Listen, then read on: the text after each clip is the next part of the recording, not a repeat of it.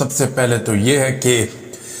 تحریک لبیک کے احتجاج میں جو ہوا اس کی ماضی کے اندر مثال بہت کم ملتی ہے۔ ایسا کچھ ہم نے دیکھا ایک دفعہ اسلام آباد ڈی چوک میں 9 مئی کو بھی ہم نے ایسا قتل عام دیکھا تھا۔ اس سے پہلے ایک دفعہ طارالقادری صاحب کے مدرسے پہ اٹیک کیا گیا اور ان کے گھر پہ اٹیک کیا گیا۔ یہ جب اس طرح کا ظلم ہوا تو نارملی ہم نے دیکھا کہ پی ایم ایل این کی حکومت ہے، یعنی نون لیگ کے اقتدار میں یہ سب کچھ ہو جاتا ہے، اسٹیبلشمنٹ کے ساتھ مل کر یہ قتل عام ہمیشہ کر دیتے ہیں، چاہے وہ طارالقادری صاحب کے لوگ ہوں، چاہے پاکستان تحریک انصاف کے لوگ ہوں، ان کا بار بار قتل عام کیا گیا اور اب تحریک لبیک کے لوگوں کا قتل عام کیا گیا۔ یہ سارا کچھ جس طریقے سے ہوا ہے، جب حالات و واقعات ہم دیکھتے ہیں اور تحریک لبیک کی جو باقی بچی ہوئی قیادت ہے ان سے رابطہ کرتے ہیں تو پتہ چل رہا ہے کہ یہ انہیں ٹریپ کیا گیا ہے اور یہ سارا کچھ ہوا تحریک لبیک کو ختم کرنے کے لیے ہے۔ یعنی جس کے پاس بھی عوامی طاقت ہے، اب شاید ریاست نے یہ فیصلہ کر لیا ہے کہ اس عوامی طاقت کو کچل دیا جائے گا۔ سعد رضوی اور ان کے بھائی کے بارے میں ابھی تک کوئی اطلاع نہیں دی گئی، حکومت نے ابھی تک نہیں بتایا جب میں یہ ویڈیو ریکارڈ کر رہا ہوں کہ انہیں گرفتار کیا گیا ہے، کس جگہ رکھا گیا ہے، وہ زخمی ہیں یا زخمی نہیں ہیں، کیونکہ کچھ لوگ دعویٰ کر رہے تھے تحریک لبیک کے کہ سعد رضوی کو گولی لگی ہے، جبکہ ایسی کوئی ویڈیو یا تصویر موجود نہیں تھی۔ ہاں ایک ویڈیو موجود تھی جس میں سعد رضوی کو گرتے ہوئے دکھایا جا رہا ہے کہ شاید وہ بے ہوش ہو گئے تھے، اور لیکن پاکستان تحریک لبیک کے جو لوگ ہیں وہ یہ دعویٰ کر رہے ہیں تحریک لبیک پاکستان کے کہ سعد رضوی کو بھی گولی لگی، ان کا بھائی بھی زخمی ہوا ہے، لیکن اس کی تصدیق نہیں ہو سکتی کیونکہ دوسری جانب کچھ ذرائع یہ بھی کہہ رہے ہیں کہ وہ زخمی نہیں ہوئے، بے ہوش ہو گئے تھے، لیکن انہیں گرفتار کر لیا گیا ہے۔ کوئی 25-30 کے قریب لوگ پہنچے تھے سیکیورٹی فورسز کے، انہوں نے گھیرا ڈال کے اچانک صبح کے وقت آپریشن تیز کیا تھا اور وہاں سے جو مرکزی قیادت ہے انہیں گرفتار کر کے لے گئے، جبکہ وہاں جو مناظر ہم نے دیکھے اس میں بہت ساری لاشیں نظر آئیں، گلیوں کے اندر لاشیں پڑی ہوئی ہیں، ایسا دکھائی دے رہا تھا لوگ اٹھا کر لے کر جا رہے تھے بندوں کو، ایک کے یہاں سر پہ گولی لگی ہوئی تھی اور جسموں پہ گولیاں لگنے کے بے شمار نشان ہیں، لوگ سی پی آر دے رہے تھے وہاں سڑک کے اوپر، لوگوں کو لٹا کے کوشش کر دے پش کر کے کہ کسی طرح ان کا سانس بحال ہو جائے، اور یہ آوازیں ہم نے کئی دفعہ سنی کہ میرا بھائی مر گیا، یہ بندہ بھی مر گیا، وہ بندہ بھی مر گیا، اس طرح یہ باتیں لوگ کر رہے تھے۔ سڑک کے اوپر جب پولیس والے موجود تھے تو 6-7 لاشیں تو اس وقت وہاں پڑی ہوئی تھی۔ تو ایسا نہیں ہے کہ حکومت کہے کہ 3 لوگ جاں بحق ہوئے ہیں اس سارے معاملے میں تحریک لبیک کے، یہ بھی غلط ہے، یہ اعداد و شمار بھی غلط ہے۔ سعد رضوی نے یہ کہا تھا اپنے جو آخری بیانات دیے ان میں سے ایک بیان میں سعد رضوی نے کہا تھا جی ہم سے لاشیں چھین لی جاتی ہیں، ہمارے زخمیوں کو اسپتال بھی نہیں پہنچایا جاتا، تو لاشیں چھپائی جا رہی۔ اس سے پہلے یہ شکوہ 26 نومبر 2024 کو پاکستان تحریک انصاف نے بھی اسلام آباد میں کیا تھا۔ اب وہی بات جو ہے وہ تحریک لبیک بھی کر رہی ہے، جبکہ حکومت کا یہ کہنا ہے کہ ایسا کچھ نہیں ہے۔ اب مجھے ذاتی طور پہ ناظرین تحریک لبیک کی سیاست سے اور ان کے نظریے سے، ان کی چیزوں سے اختلاف رہا ہے اور میں نے ہمیشہ ان پر کھل کر تنقید بھی کی ہے، یعنی مجھے دھمکیاں بھی آئی، میں نے کھل کر تنقید کی، مجھے پرواہ نہیں اس بات کی، مگر میں ظلم کا حمایتی نہیں ہو سکتا۔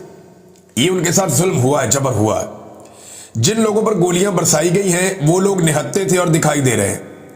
اور پولیس والے جو ہے وہ دکھائی دے رہے ہیں کہ سیدھی گولیاں چلا رہے ہیں۔ اب باقاعدہ اس کے ویجول موجود ہیں کہ پولیس والے اسٹریٹ فائر مار رہے ہیں۔ دیکھیں اس جماعت کو اگر ختم ہی کرنا تھا کہ اسٹیبلشمنٹ نے سوچ لیا تھا کہ اپنے تحریک لبیک کو کچل کے ختم کر دینا ہے تو اور بات سرے موقع تھے،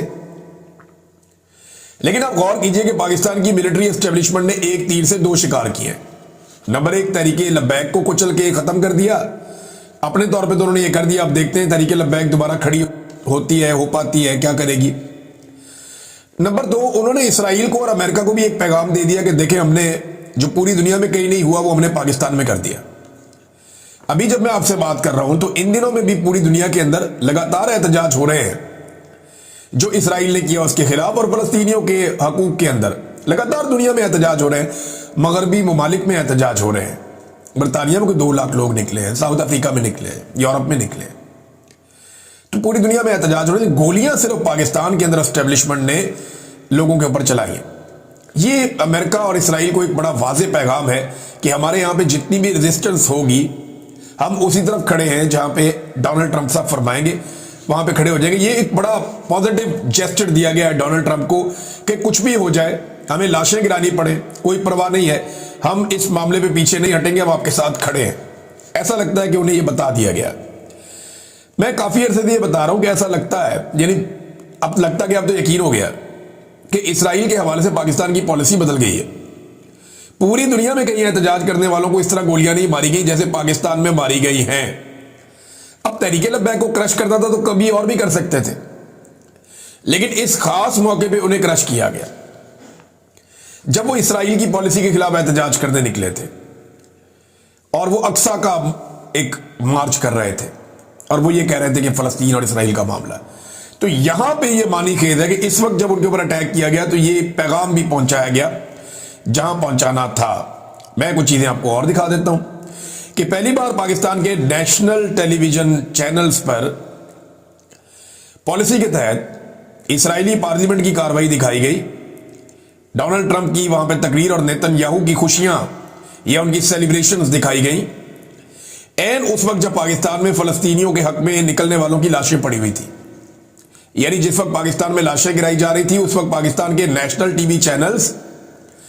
اسرائیلی پارلیمنٹ کی کارروائی دکھا رہے تھے جس میں نیتن یاہو کی سیلیبریشنز چل رہی تھی اور ڈونلڈ ٹرمپ وہاں سے خطاب کر رہے تھے. یہ پالیسی میں بدلاؤ نہیں ہے تو اور کیا ہے؟ کوئی نہ مانے تو اس کی اپنی بات ہے، سامنے دکھائی دے رہا ہے. آپ آنکھیں بند کر لیں تو آپ کی اپنی مرضی ہے، آپ ڈر جائیں کہ چلے اسٹیبلشمنٹ ناراض ہو جائے گی تو آپ کی اپنی مرضی ہے، لیکن یہ پالیسی ہے، پالیسی بدل چکی ہے. عمران خان جس کو ساری زندگی پاکستان کی اسٹیبلشمنٹ نے، ان کے ٹاؤٹوں نے اور عمران خان کے سیاسی مخالفین نے اسرائیل کا ایجنٹ قرار دیا، آج وہ عمران خان پاکستان کا سب سے مقبول لیڈر ہے. اسے پاکستان کے نیشنل ٹیلی ویژن پہ نہیں دکھایا جا سکتا کیونکہ ملٹری اسٹیبلشمنٹ کا حکم ہے. لیکن نیتن یاہو جس کے فیصلوں نے بہت تباہی پھیری غزہ میں اور جس کی جنگیں بڑی مشہور ہیں، اب اس نیتن یاہو کو پاکستان ٹیلی ویژن دکھا رہا ہے، پاکستان کے ٹی وی چینلز دکھا رہے ہیں. ایسے کر دیں، یعنی عمران خان کو دکھانے پہ پابندی ہے اسٹیبلشمنٹ کی جانب سے. عمران خان کی شکل آپ نہیں دکھا سکتے کیونکہ وہ اسرائیل کا ایجنٹ یہ کہتے ہیں نا اسے، لیکن جو خود اسرائیل ہے اس کو دکھا سکتے ہیں. پاکستان میں آپ فلسطین کا جھنڈا اٹھائیں گے، آپ کو مارا جائے گا، گرفتار کیا جائے گا، تشدد کیا جائے گا، لیکن پاکستان کے ٹی وی چینلز کے اوپر اسرائیل کا جھنڈا دکھایا جا سکتا ہے. پرابلم نہیں ہے. مناظر ہم نے اب دیکھے ہیں، ایسا نہیں ہے کہ میں اپنے سے بات کر رہا ہوں، یہ مناظر دیکھنے کے بعد